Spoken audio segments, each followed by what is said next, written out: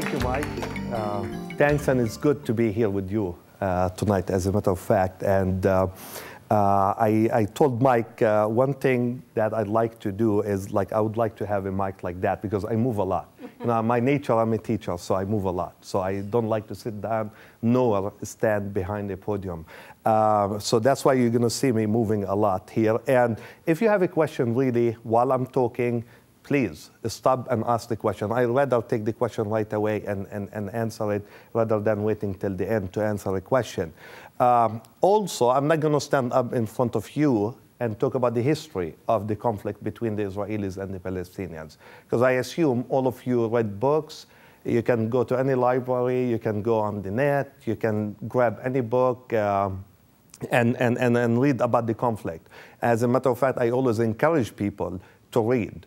And as a result of that, get a better picture about the nature of the conflict rather than hearing always the news from more like the mainstream media, such as the Fox News and even CNN. In most cases, we always get, you know, the Israeli side of the story rather than the Palestinian side of the story. And it's unfortunate, but that's the truth. So I encourage all of you to read, as a matter of fact, and not just listen to the news and make up your mind based on what you are reading, based on what you are listening. Well, I do believe in telling stories, and I think stories can really make a difference when people hear these stories, because you put them in that mode and they can almost live the story with you. And that's simply something that I would like to share with you today. But also, I want to talk a little bit about the history of the conflict and the politics behind this conflict too. And I look forward for your questions anytime again. One of the things that I would like to share with you is that at age 3, 1967, this is a day that I will never forget.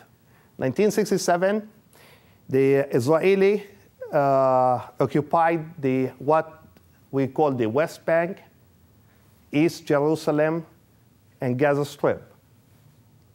As a result of that, they opened the borders between now the 67 area and the 48 area. And my dad originally came from a city called Lud. And Lud is simply close to Tel Aviv.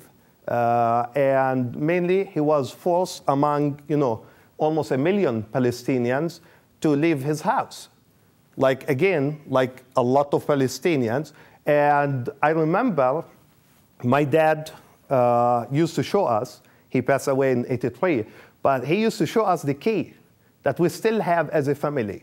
We still have the key to my dad's house in Jaffa, as a matter of fact. We still have the deed to that house. But guess what? We cannot go there.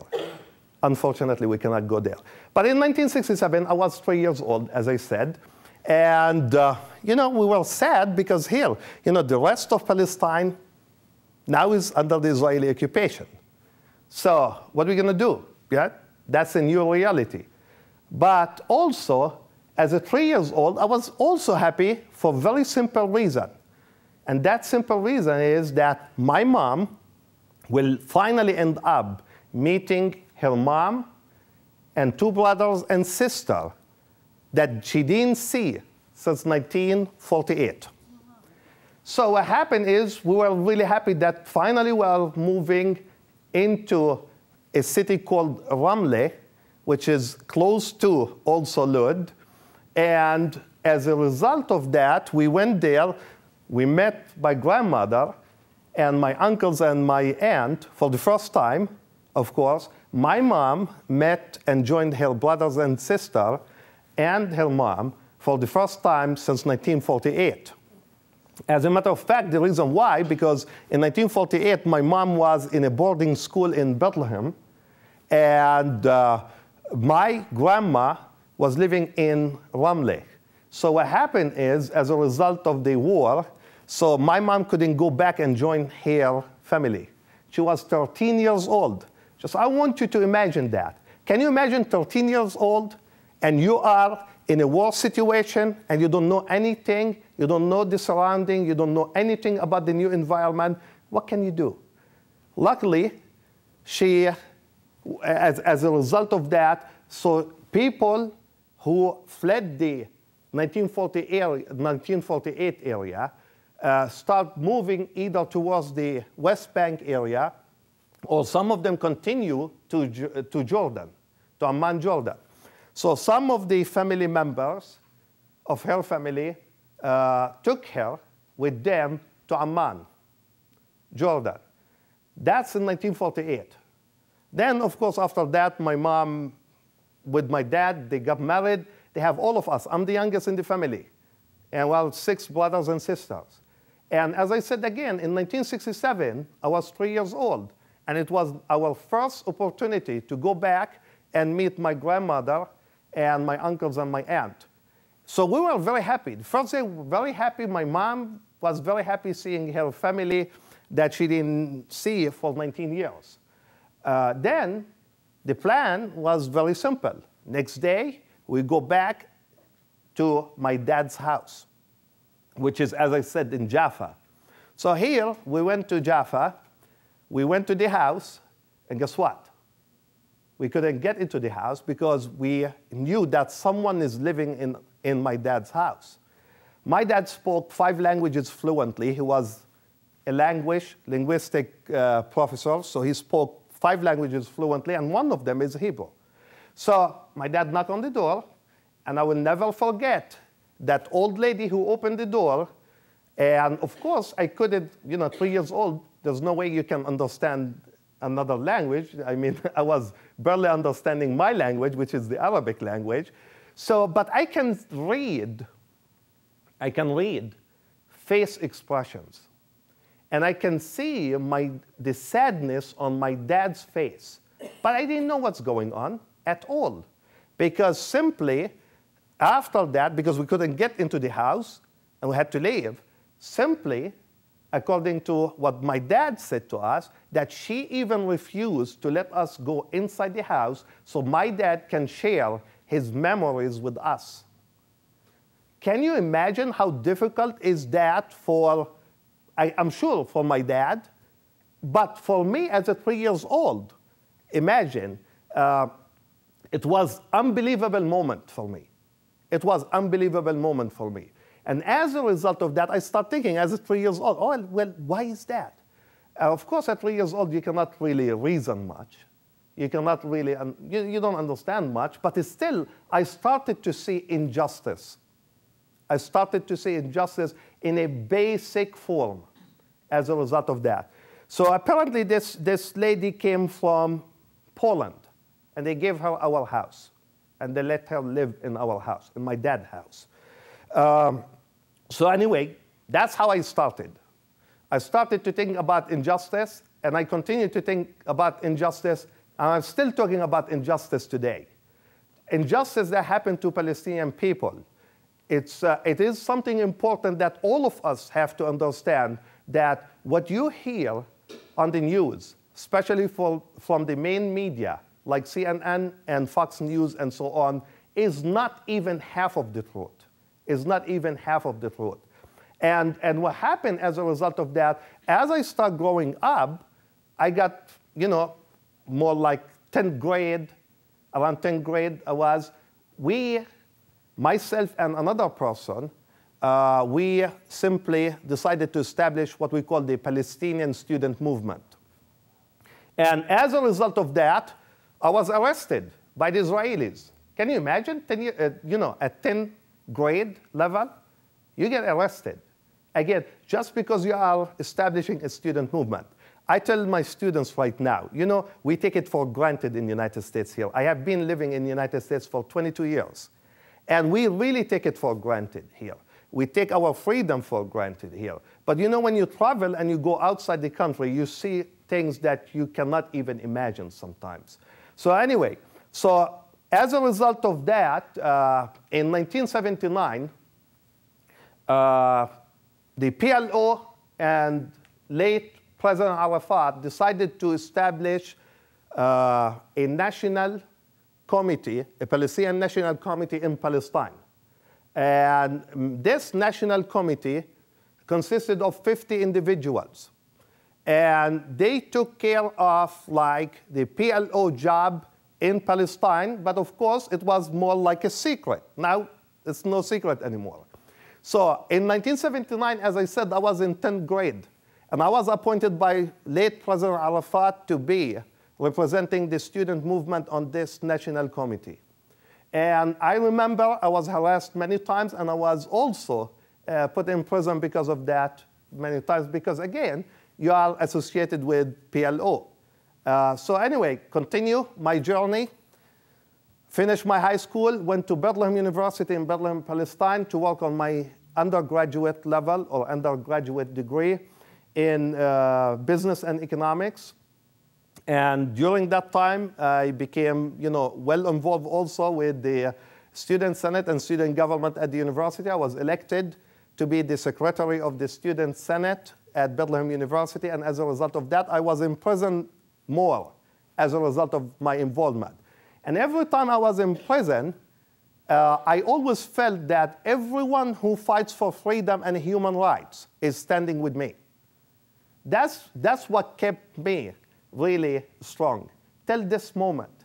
Yes? What were the charges? What were the official charges? There's no official... Oh, sorry. I was just wondering what were the official charges against you when you were arrested? They couldn't have or bring any charges against me. They couldn't. As a matter of fact, because otherwise they could have kept me. If they bring any charges, they could have keep you for a long period of time in prison. But the charges is that, mainly it's just like as a student leader, so they used just to come and harass me and put me in prison. I spent times in, and I just want to also, if you cannot imagine while your eyes are open, you can close your eyes. But I want you to imagine the following. I was put in a cell that is not enough for me to lay down, nor enough for me to stand up. And I was there for 18 days. The first 18 days, I was in that cell, and I was only permitted to leave that cell once every 24 hours to use the restroom, and then, of course, 3-4 hours for investigation, and then put back into that cell. This is exactly what Palestinians went through. I mean, if you think about it, we were harassed every moment. There is no way you can leave your house without carrying what they call the Israeli military ID that they issue for us. And when we decided to revolt against carrying that ID, guess what? We were put in prison again. We were tortured. Some people lost their lives because they shot them as a result of that. And these are the practices that you don't hear about when you hear or when you watch the news, as a matter of fact. So anyway, so I continue my journey at Bethlehem University in Bethlehem, Palestine, finished my degree, well involved with student, as I said, movement.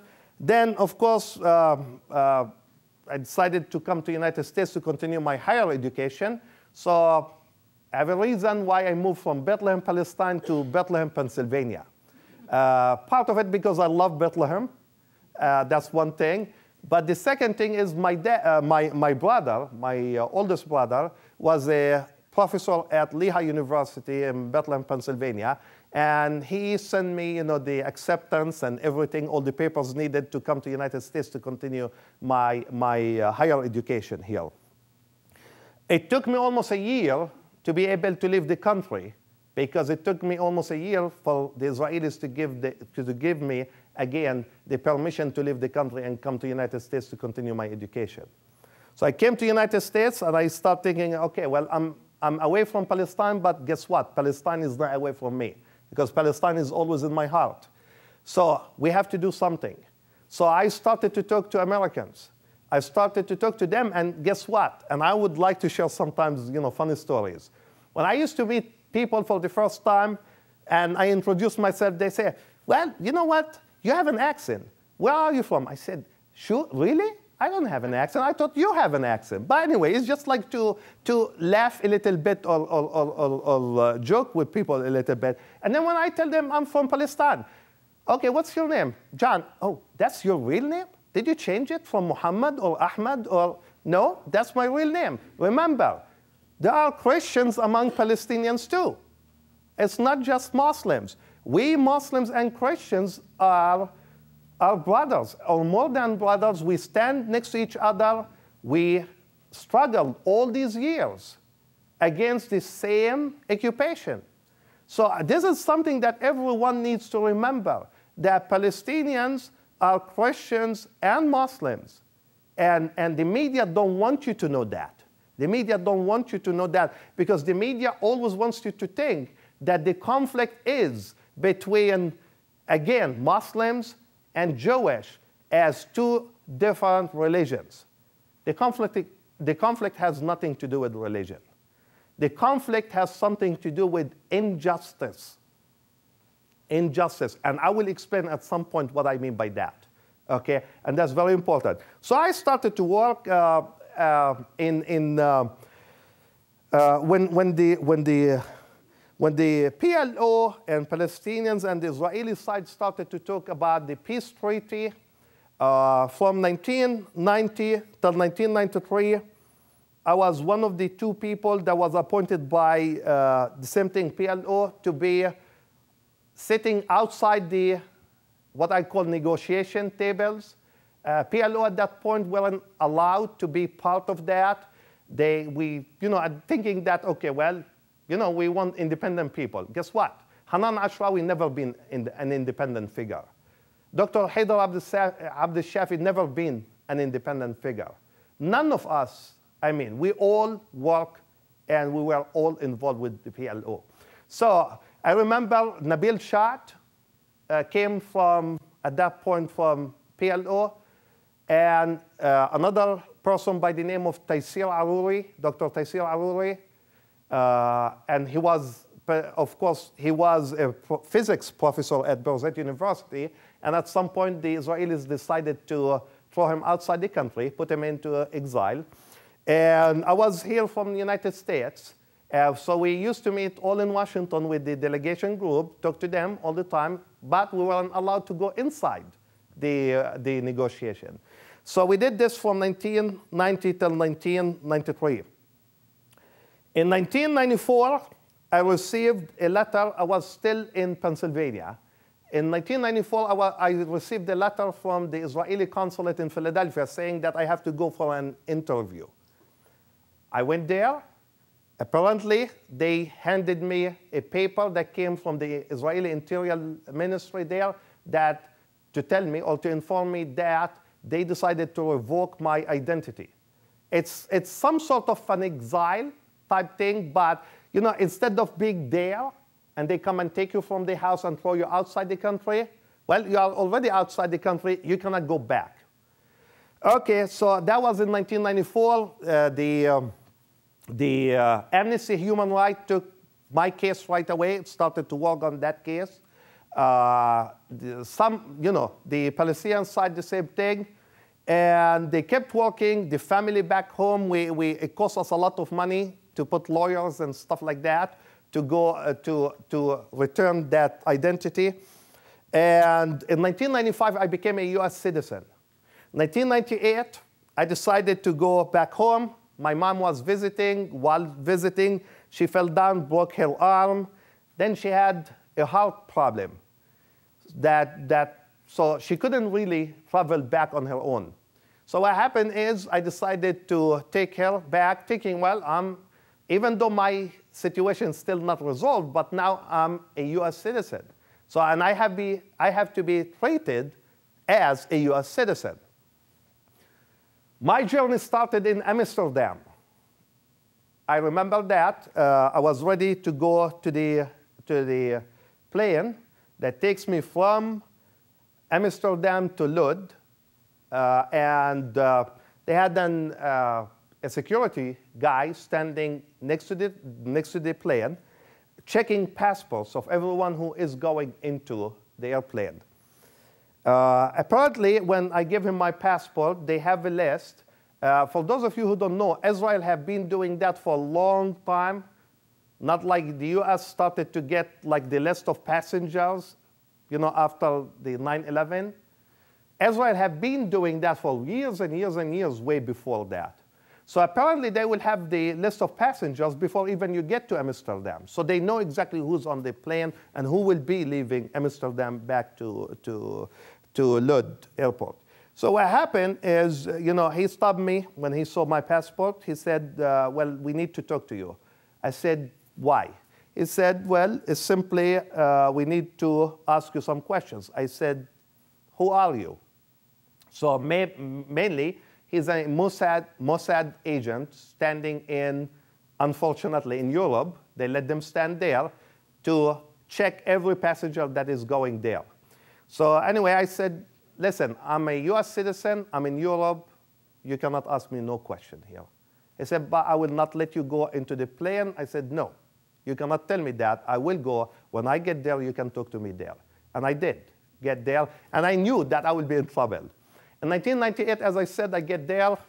Apparently, they took me right away. I was detained for 2.5 weeks. Went there thinking that I will go and spend some time with friends and family and be around, my family. I could not. The US State Department and Congress and Senate members at that point interfered on my behalf to get me out, which they did 2.5 weeks later, as a matter of fact. So during that time, the media was covering the story, TV, newspapers, and so on. Came back, it became a bigger story after that. So one of my activities like that, I was talking to a group of people at a church about the experience. One individual said, why can't you organize that and establish or put together an organization? And that's how I started to think about the organization. January 1st, 2000, I launched the Americans and Palestinians for Peace. It's a non-profit organization, an NGO. As a matter of fact, we got the statute as an NGO from the United Nations exactly 8 months after the establishment of the organization. Established that in January. In August, I was invited to go to a meeting at the United Nations, and at that meeting, they really considered the organization as an NGO. So since then, of course, we have been very active. We have an organization. We have a website. We continue to change things on website. I travel all over the United States. I receive invitations to talk. Sometimes I have to turn down some of these invitations because, again, I have a job. That I have to be, at some point teaching in a classroom or taking care of my business department. You mentioned that the U.S. government... Just a second.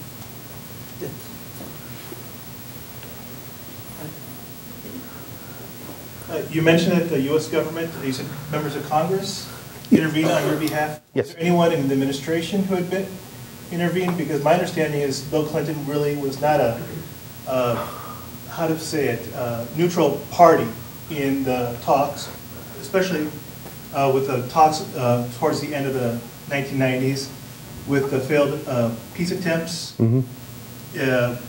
Because from what's come out from WikiLeaks and others, that the U.S. government was basically going to say, Palestinians, you're going to have an apartheid state. Mm-hmm. So I was wondering who in the government was helping you?